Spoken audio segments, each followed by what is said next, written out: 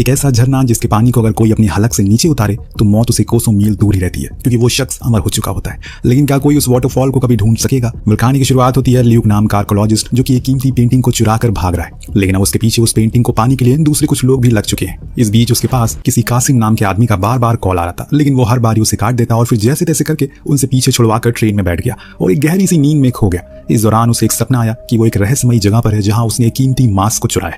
इतनी में उसकी आंख खुली तो सामने देखा कि एज़मी नाम की लड़की बैठी है, जिसका काम है उस बेशकीमती पेंटिंग को हथियाना जिसे हासिल कर पाना हर अरबपति का सपना होता है। और इसी सिलसिले में आज वो उसे मिलने आई है, क्योंकि उसे पता है कि उसके पास उसके मतलब की चीजें। लेकिन ल्यूक इतनी आसानी से अपनी मेहनत उसे दान में नहीं दे सकता और एज़मी भी इतनी आसानी से उसे जाने तो नहीं देगी। पूरी ट्रेन में उसके आदमी भरे हुए हैं जो ल्यूक को बड़ी बेरहमी से मारते हैं, लेकिन फिर भी वो किसी तरह से उन्हें चकमा देकर भाग निकला और बाहर आकर अपने दोस्तों को मदद के लिए बुला लिया। अब सीन शिफ्ट होकर पहुंचता है लंदन में मौजूद शार्लेट पर, जो कि अपने एक्स हस्बैंड से अपने बेटी की कस्टडी के लिए लड़ाई कर रही है, जिससे कि उसे हर दिन अपने काम को छोड़कर इस बहस का हिस्सा बनना पड़ता है। अब जब वो ब्रिटिश म्यूजियम में गई तो अपने अधूरे काम को पूरा करने के लिए, तो वहां पर उसका भाई ल्यूक आ पहुंचता है, जिसे देखकर वो हैरान थी कि इतनी दिन से वो कहां पर था। तो उसे कहता है कि असल में वो चाहता है कि वो फिर से बचपन की तरह उसके साथ एडवेंचर पर चले। लेकिन शार्लेट का कहना था कि अब वो मां बन चुकी है और अपनी इस म्यूजियम वाली जॉब से बेहद खुश है। इन्हीं बातों के बीच ल्यूक कब वहां से कीमती पेंटिंग को चुरा लेता है शार्लेट को पता ही नहीं चलता।